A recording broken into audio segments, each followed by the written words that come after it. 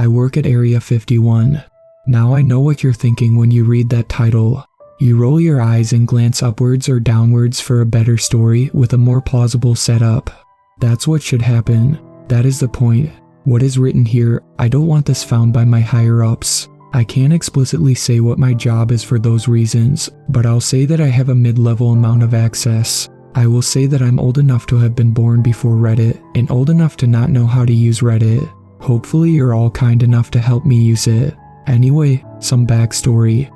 I grew up in southern Nevada. I can't say what town, though it's one of those blink and you'll miss it small towns. The only plus side is it's near Area 51. I grew up in a military family. They were always moving around and I just happened to pop out of my mom in Nevada. My dad was a pilot, so they transferred him to Area 51. He'd take his little white truck and drive away at 10 p.m. And he'd always get home around 4 in the morning the next day.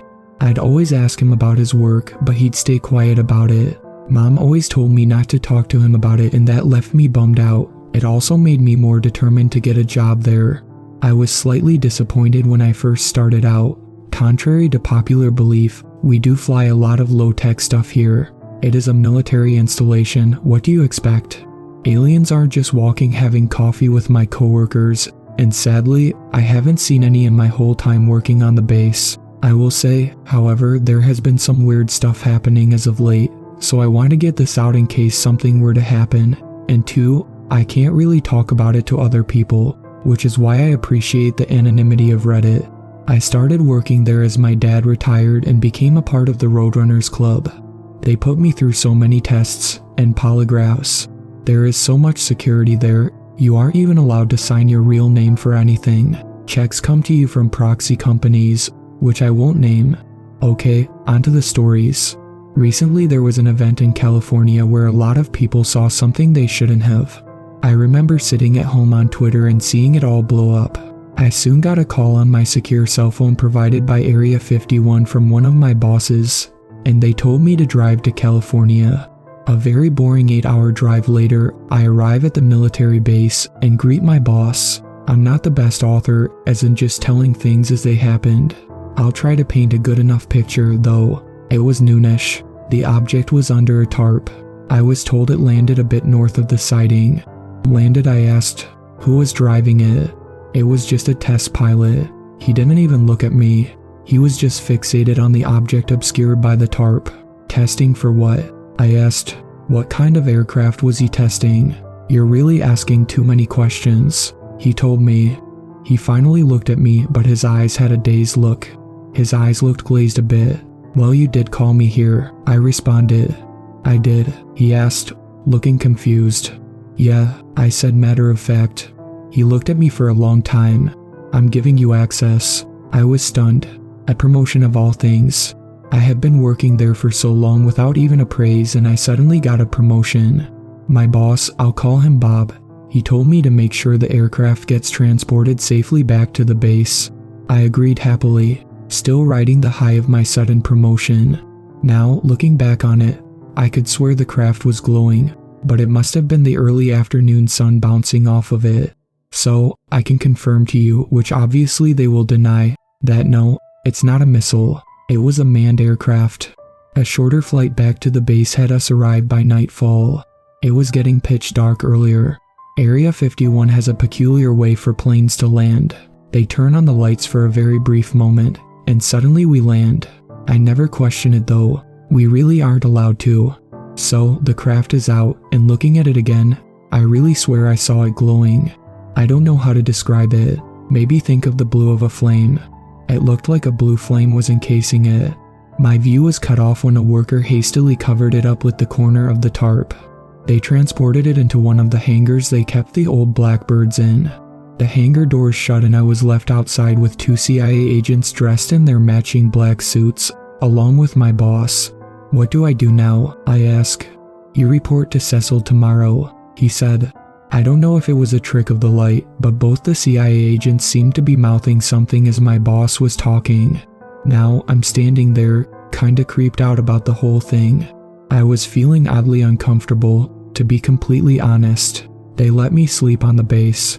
I'm typing this on my phone and I'm using the free internet. I'll update you all on what happens tomorrow if you want to hear more. I think I'm going to get to see the craft.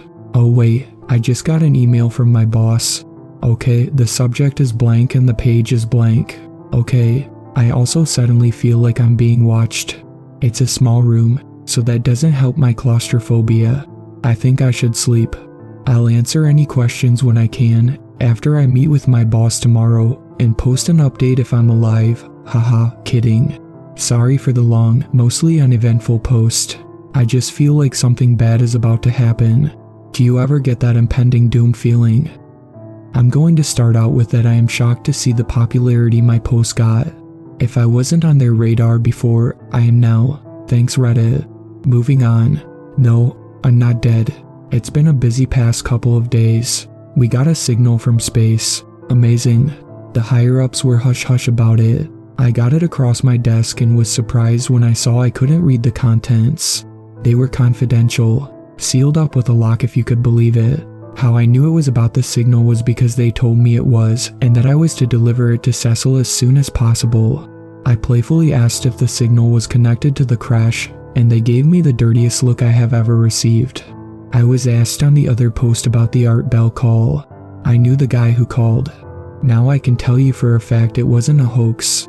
I was there when we shut him down. Now, the stuff he said, I can't tell you if he was telling the truth or not. I honestly don't know. The officials cut him off and got him because he might divulge things about Area 51, like weapons testing and whatnot. That was their excuse anyway, nothing about aliens. Though we have had a lot of switches in power since that day, along with what I told you about Bob being taken away for something by those nice CIA agents. Someone called to say it was a hoax later just to make sure people didn't believe the crazy things he said. I didn't believe anything he said, but now I'm having second thoughts. People have been asking me in detail about the work here. As much as I want to tell you, there isn't much I can tell you without triggering the filter that searches the wireless network. Yes, Area 51 has Wi-Fi. Once you get past the snipers and the landmines and the trap holes, it's pretty relaxed around here. It was a mess when Pokemon Go released. You wouldn't believe all the stuff on base. Anyway, a lot of people got in trouble for playing. I don't have any interesting stories to tell you besides the missile, so I asked around. I checked in the mess hall. Frank has been down to ground 2 under the west hangar. At first I thought he was bullshitting me, as you would think if someone told you there were anti-gravity machines and literal working laser weapons with short cartoony beams and everything. He told me when he asked where they got this stuff, they said they made it. I asked him who they were. He told me the short gray-skinned men that worked there. Aliens? I asked jokingly. Yes, he said seriously. Seriously, Frank, I said, prodding him. He looked like he wanted to continue, but the CIA men were over my shoulder by the food bin. They looked different today, but I couldn't quite put my finger on it. We went back to eating. I asked my new friend Steve about the Men in Black and what he thought of them.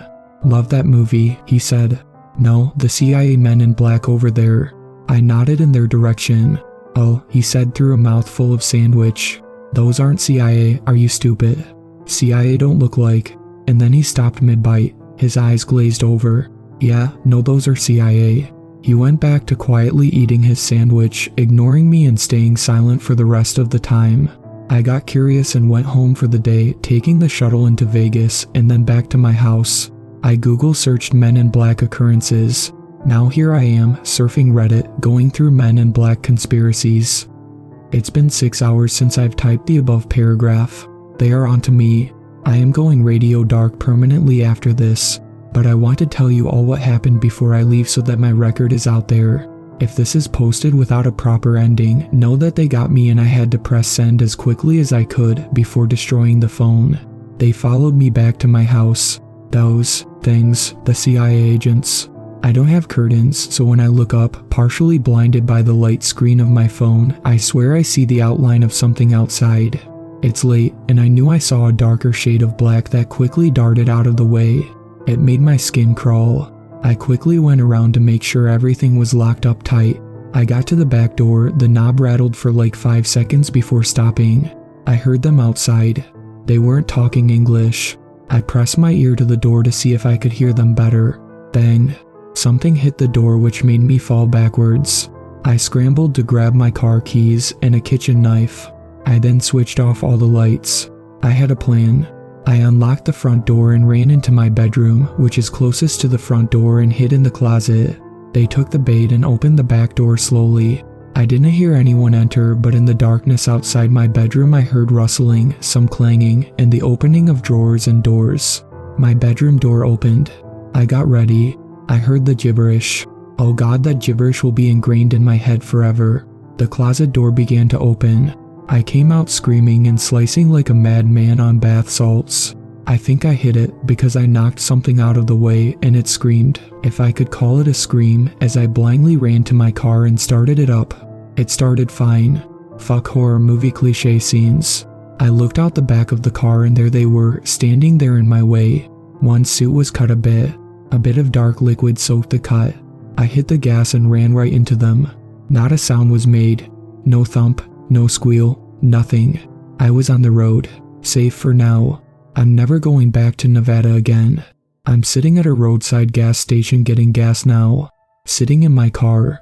The clerk was nice. Saw I was having a rough night and gave me a free Kit Kat bar, my favorite candy ever. So here I am, on the run from freaking weirdos and eating a Kit Kat bar, typing this story to you all half expecting you'll believe a word of it. These guys, they're really out there. These men in black, CIA imposters. I wonder if they did with Bob, what they're going to do with me if they catch me. If they catch me. I guess I was right about the impending doom feeling. I laughed. Oops, the gas is done. Be right back. Okay, back in the... They are here. Hello. I am the poster of the fictional story of I work at Area 51. Everything you have read is false. I am just a young adult male online, looking for attention. I am sorry I have lied to you. The fact of the matter is that most stories about UFOs in Area 51 are constantly fabricated in hopes of garnering false hope of extraterrestrial life existing on this planet. What we should be focused on is world peace under one government system, working together as one planet, and ensuring the survival of our race for future discovery. That was just a missile test back a year ago and did not have anything to do with a cover-up. I would not even know because I am not a government official. I apologize for any emotional pain I might have caused and will be reflecting on all of my stupid life choices that has brought me here. We are all in this together, so I invite you all to go to crowded areas with each other to reflect on yourselves. Please make constant eye contact with those around you to know that yes, you all share a true bond and we can all move on from all of this conspiracy nonsense. You won't hear from me ever again. Edit. You are definitely hearing from me again, right now. I'm typing as fast as I possibly can. They are going to kill me for this. I promise you. All I know is I was getting gas yesterday, and I woke up today inside what seemed to be a containment unit. I really don't know how else to describe it. A room with 4 walls and no door, only a mirror. I am not dumb. It was a one-way window. The room was bright when I opened my eyes, and they still hurt moments after. It was just a white room. I was strapped to an oddly comfortable bed. It wasn't laid horizontal, it was at an angle, so I was almost choking on the harness that kept my head in place. For a couple of hours, nothing was said to me. I was to lay there and drown in my own silence. All this over a fucking downed UFO. A fucking Reddit post of all things. Even though it was hidden amongst fiction, it was found. I would say that there was an alien invasion about to happen, but I have no proof, no evidence. Apparently the last time I posted was almost a year ago. My last post was sent right before I was apparently knocked unconscious. But that's impossible. That was yesterday for me. How could I have lost so much time? I didn't even have time to warn anyone. I failed you all. I couldn't even get any details about what they were planning. They are probably amongst you by now. Hidden. How do I know? One of them walked into the containment cell I was being held captive in. Well, walked isn't really the correct term for it, really. He floated inside the room. There were no doors. I checked. How did he do that? The mirror morphed around him. He just floated in and landed in front of me. His limbs. His limbs were like deformed tree branches, twisting and cracking at different tonal pitches that scratched at the inside of my mind. I felt like I was going crazy. Maybe I was. It was a wonder how he even stood with those fragile-looking legs. He looked me over with his surprisingly small glazed-over eyes.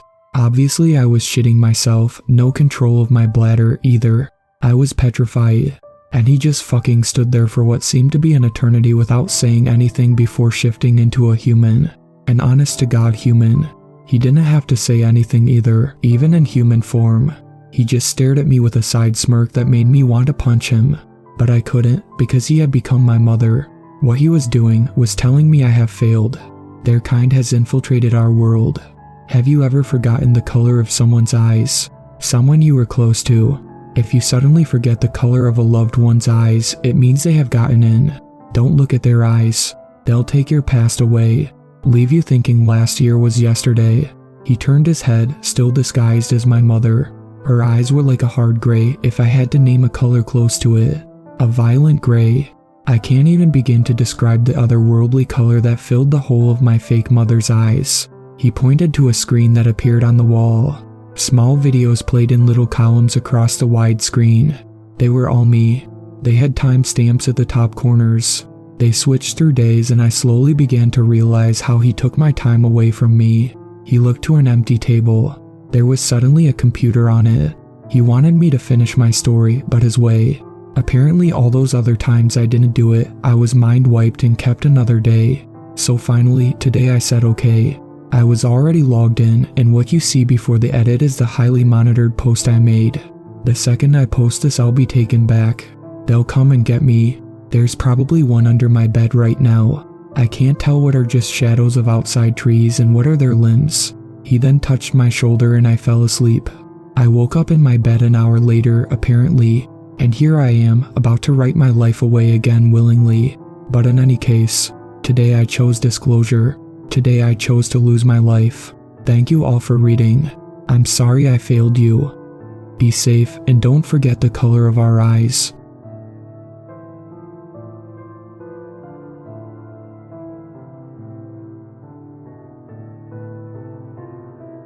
Thank you to my superfans, Sweet Black Swan, Tacy, and Brooklyn.